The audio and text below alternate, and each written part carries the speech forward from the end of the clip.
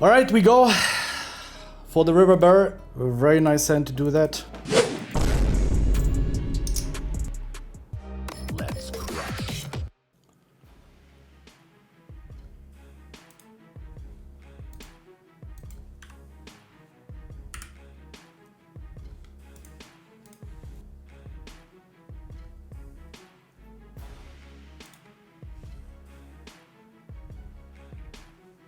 Having 9 sucks. I would prefer calling pocket 4s here, if I'm honest.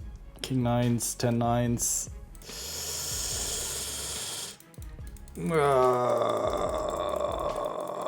He's probably checking most of his hands on this flop against our... I mean, he raised from under the gun. And it's close. Really close. It's probably called sometimes, fold sometimes. It's one of these very marginal combos. We're gonna take a flop. I think that often 10s, jacks, flat. So it's gonna be aces, kings, it's gonna be ace, king. It's gonna be some bluffs.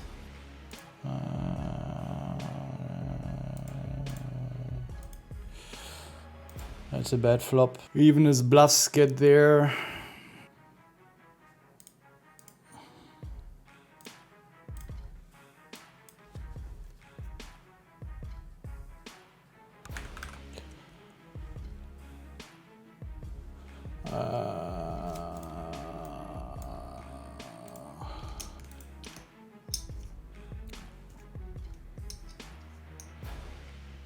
It's close, check is fine, but this is a really dead board for the big blind.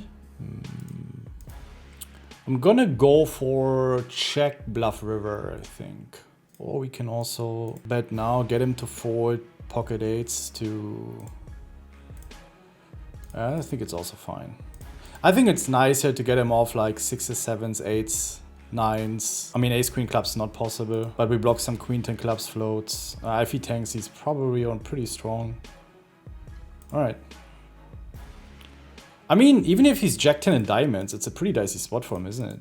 This is one of the most interesting findings in the last decade of online poker, and it will double your win rate on the river. Do you remember this crazy hand with jacks where I had a very disgusting river decision? I folded, and most of you could not understand how to fold this hand. Let me elaborate. It looks like we have an easy call, but the data clearly proves that this is an easy fold. We analyzed this spot and filtered down to this very situation. And as we can see, against an overbet on the river, we also filter for different river sizings. It is clearly underbluffed, because against a pot size bet, you need 33% equity. So this stat is supposed to be at least 33% and more, because it also considers overbet. So it should be at least 35, meaning if someone c-bets the flop, bets the turn, and overbets the river, it is crazy underbluffed. And I ran this spot in GTO and I just removed a few bluffs, and we can see pocket jacks is a clear fold. And that's how you become a literal river beast, not paying out your opponents when they have it,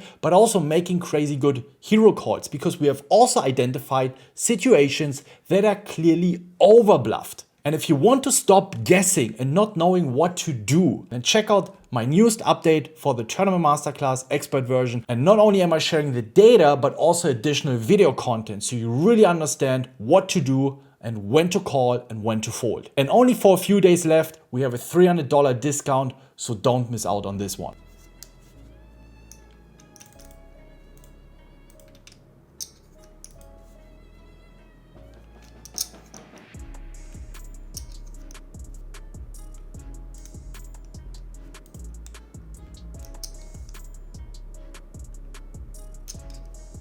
It's not the best turn.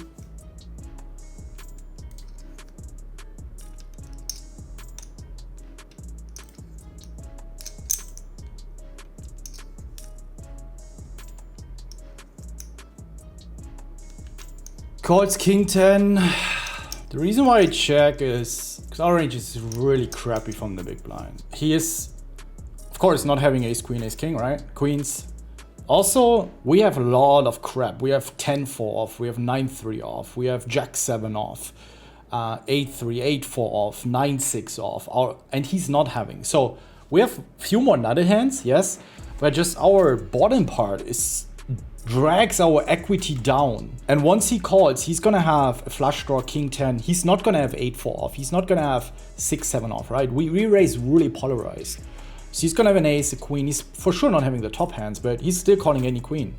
So that means we should be a little bit more careful on the turn.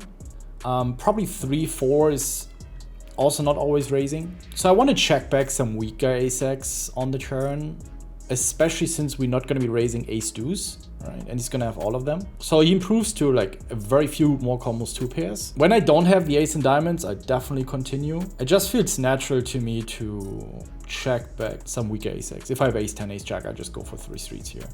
I mean, he might have called down 3 streets with king 10. I think he calls always a turn, just because he's ahead against my 9-3. I mean, we would have been counterfeit on the river anyway against any ace, but... And then on the river, right, I'm also not so nutted. Maybe I have a few big bets, but I think especially when I unblock king, jack, king 10, I think some half pot and 2/3 pot might make sense. And then if I have a 5 or a very strong ace, ace king, right, that is not counterfeited. I also think you might bet some queen x, because I'm gonna have 7s, 8s, he's gonna bust a flush draw, he will call sometimes. So you might be also betting a queen sometimes, and an ace. I think he will do everything a little bit. I mean, Sam is an excellent player, so he's probably aware that he will be bluffing, he will be value betting. He was also going to be defending and check calling often enough. And we're just lucky this time that we had a good hand and he made a king high hero call, which blind versus blind I think is very legitimate. Sam would probably only need 1 card and he would destroy you in any form of heads up poker. He probably doesn't even need cards in there. He would still win against all these chat pros. Plus playing blind. This could get interesting if someone squeezes. Do we just jam? 14. He's probably gonna make it 7 or 8 big blinds. Against 1 we make it 8. Against 2 we make it 10 big blinds.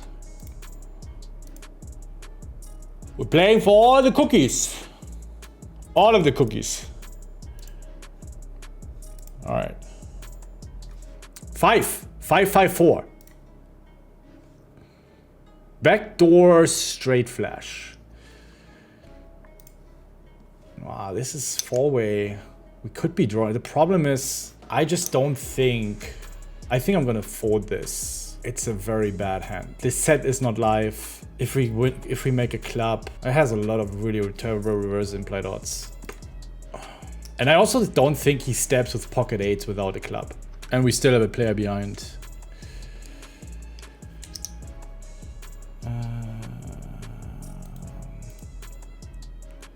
You can, for example, I mean, stakes, of course, very expensive, right? But organs are, for example, really cheap. And you have, how do you call it? The minced meat.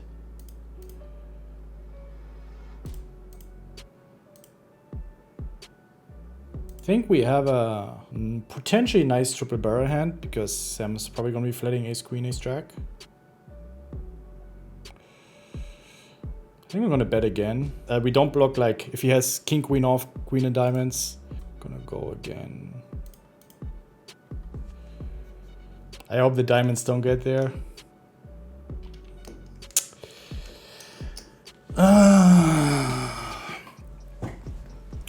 All right, we go for the river barrel.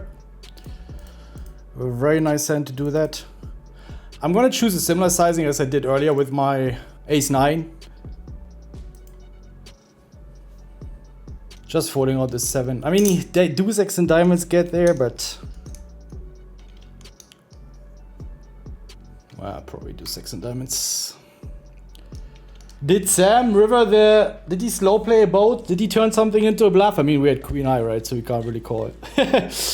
I think it's a really nice hand to triple barrel. I really like this one. We give up diamonds on the river, so we're not going to be bluffing king 10, 10, 8 in diamonds. We want him to have king 10 in diamonds. We want him to have 7, 8 in diamonds. He could be bluff jamming 7, 9, but he also has king deuce, queen deuce in diamonds. He's shoving those for value for sure. A few slow plays. You know, we sometimes also have to bluff there.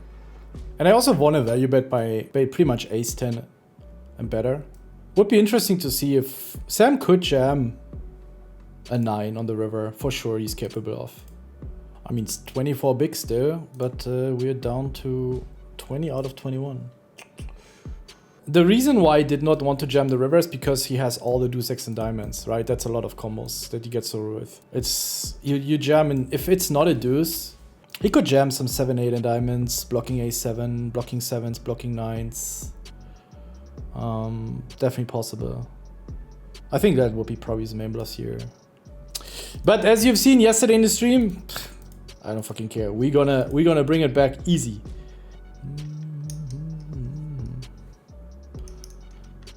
I really hope I don't see a 3-bet in front of me. Nice.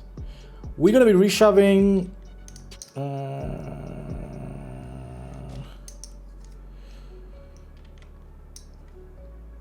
Nice. Even more dead money. Let's go. Good luck, us.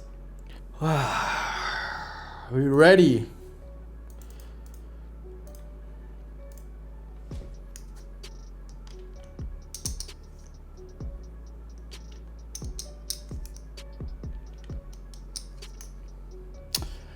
Rough. GG, guys. Brutal turn. Given how bad Sunday started, I'm pretty happy with how things went. We already have a big profit for that weekend. And then see you guys next week. I'm out. I wish you a great night. See you then.